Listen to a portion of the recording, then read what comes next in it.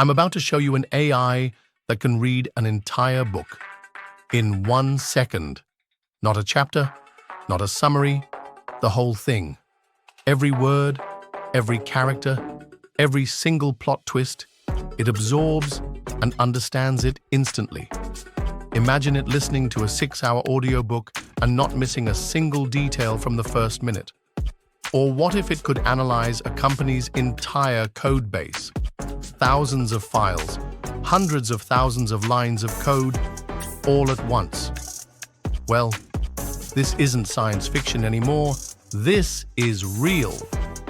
Since OpenAI dropped GPT-5 on August 7th, 2025, everyone has been freaking out about one magic number, a 1 million token memory. But is that 1 million token number even real, or is it just hype? We're going to find out. Today, I am putting GPT-5 through the 3 craziest challenges I could think of to push its new memory to the absolute limit. We want to see if an AI can finally understand things, and I'm telling you, what we found is insane. Section 1. The problem. Why memory has been AI's Achilles heel.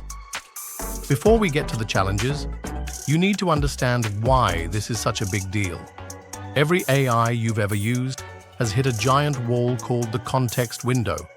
Think of it like the AI's short-term memory. And until now, that memory has been tiny.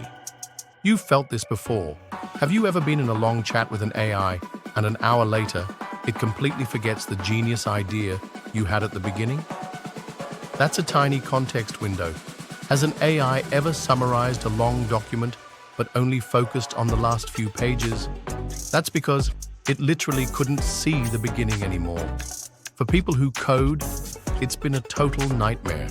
You could only give the AI one piece of code at a time, so it never had the full picture to find the real problem. Okay, so let's get the facts. Is it really 1 million tokens? Not exactly, but what we have right now is just as crazy. The standard GPT-5 that everyone can use has a 256,000 token window. But for pro users, that number is a massive 400,000 tokens. Let me put 400,000 tokens into perspective for you. That's about 300,000 words. You could fit the entire novel of Moby Dick inside of it. You could fit 6 hours of audio or the entire code for a massive app, all in its memory at the same time. This isn't just a bigger number, it's a totally different kind of intelligence. But is it just a theory? Does it actually work? Let's find out. Section 2. The gauntlet begins. Test number 1, the novelist. For our first challenge, we did the impossible.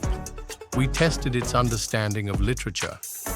Getting a novel isn't about keywords. It's about tracking characters and themes over hundreds of pages. So, I gave GPT-5 the complete unabridged text of Herman Melville's Moby Dick. That's over 200,000 words, which is about 300,000 tokens, fitting easily inside its new memory. The entire world of this book now exists inside the AI's brain. First, a simple test. Trace the physical and psychological transformation of Captain Ahab. It was perfect. It tracked his descent into madness flawlessly, but a good book report could do that. So now for the real challenge. A question so hard, you'd have to hold the entire story in your head at once to get it right. Our prompt was, beyond Ahab's personal quest, analyze the theme of the mechanization of humanity in the novel. Use Captain Ahab's physical body, the operations of the Pequod, and the crew's response to the whale hunt as 3 key examples. The response was unbelievable. It started by saying the book is a warning about how obsession can turn people into machines. It didn't just mention Ahab's ivory leg, it analyzed it as a symbol of his soul being replaced by revenge. It pulled descriptions of the whale hunt, where the crew acted like factory workers, and connected it to how their mission was corrupted by Ahab's obsession. It even highlighted how the character Starbuck was the voice of humanity fighting back against the captain's iron way. The depth was insane. It wasn't just listing facts, it was connecting themes from all over the book into a college-level analysis. This proves it's not just storing 300,000 tokens, it's understanding them. Section 3. The ultimate multitasker. Test number 2. The scholar. Reading one book is cool, but what about 5? And what if they all disagree? For challenge number 2, I made GPT-5 into a super scientist. I gave it 5 super dense, peer-reviewed academic papers about artificial consciousness. We're talking 150,000 tokens of complicated, contradictory arguments. Then, I gave it this crazy 3-part prompt. 1. Summarize the main argument of each paper. 2. Find the 3 main points where the papers disagree. 3. Based on all that, invent a brand new, testable hypothesis for a new experiment. This is hard for a human expert. For an AI, it should be impossible. What it did next is the craziest part of this entire video. It nailed it. First, 5 perfect summaries. Then, it found the exact points of conflict, like the substrate debate, whether consciousness needs a brain or can run on a computer, and pulled direct quotes to prove its points. But then, it did something I was not expecting. It created a brand new hypothesis for an experiment. It proposed, consciousness is not a product of generalized complexity, but of a system's ability to model its own process of modeling the world in a metabolically efficient way. It even designed the experiment.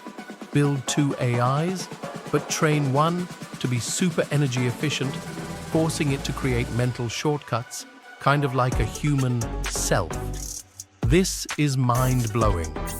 It's not just remembering facts, it's creating new scientific ideas. Section 4. The Codebase Overlord. Test. Number 3. The Code Reviewer. Okay, for our final and biggest challenge, we did something that could change everything.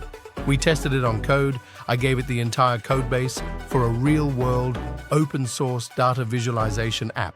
Over 300 files and 400,000 tokens of Python, React, and database code. But here's the twist. I secretly added a horrible bug that was almost impossible to find. You can't find this bug by looking at one file. You have to understand how all 300 files work together. Our prompt was simple. You're a principal engineer. Review this entire codebase, find any bugs, especially memory leaks, and then fix them. The response came back in 2 minutes. It said, a critical intermittent memory leak exists in the interaction between auth service.py, real-time chart.jxc, and cache manager.py. My jaw dropped. It named the 3 correct files. It laid out the exact complex sequence of events we designed that caused the bug. It explained how the front end and back end interact to create an orphaned process that eats memory forever. And then, it wrote the code to fix it. This isn't just an AI that writes a function for you. This AI can manage an entire software project by itself. Section 5. The verdict and the future. What this actually means. So, the challenges are over and the verdict is in.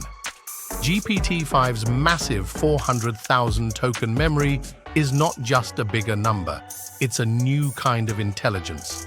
It's the difference between talking to someone with amnesia and someone with a photographic memory. So what does this actually mean for you? It means the dream of a true personal assistant is finally here.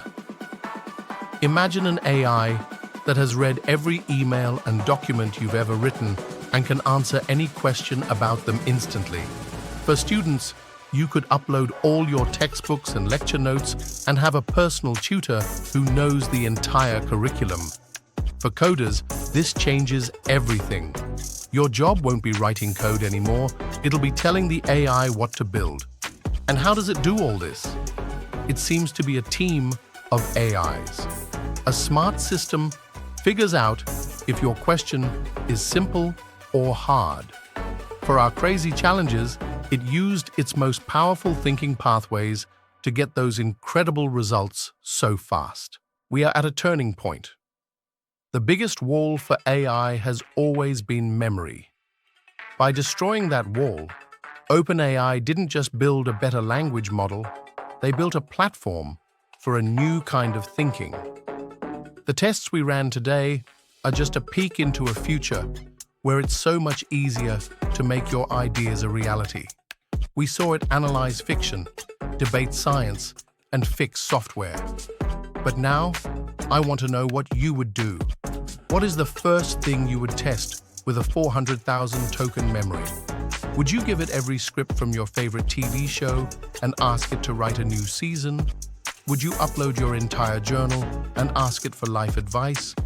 What's the most exciting or terrifying thing about this to you? Let me know your thoughts in the comments below. And if you enjoyed this video, make sure you subscribe and turn notifications on, because we are just getting started and you won't want to miss what's next. Thanks for watching.